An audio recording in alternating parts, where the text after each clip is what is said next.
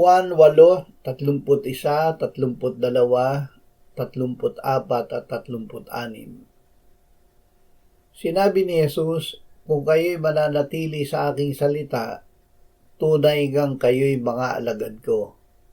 At inyong malalaman ang katotohanan, at ang katotohanan ang magpapalaya sa inyo. Katotohanan ang sinasabi ko sa inyo, ang bawat nagkakasala ay alipin ng kasalanan.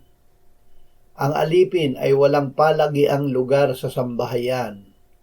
Ang anak ay may lugar doon magpakailanman. Kaya't kung kayo'y palayain ng anak, kayo'y magiging tunay na malaya. Inalis ni Jesus ang kasalanan. Si Kristo ay nahayag upang mag-alis ng mga kasalanan at sa Kanya ay walang kasalanan.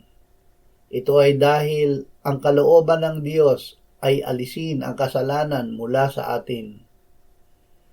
Ang inalis ng Diyos sa pamamagitan ni Kristo ay hindi lamang ang mga masamang bunga ng kasalanan, kundi ang kasalanan mismo, upang tayo ay makapamuhay na lubos na nakasuko sa Kanya, nananahan sa Kanya, at Siya ay nananahan sa atin, at Siya ang lahat-lahat sa atin.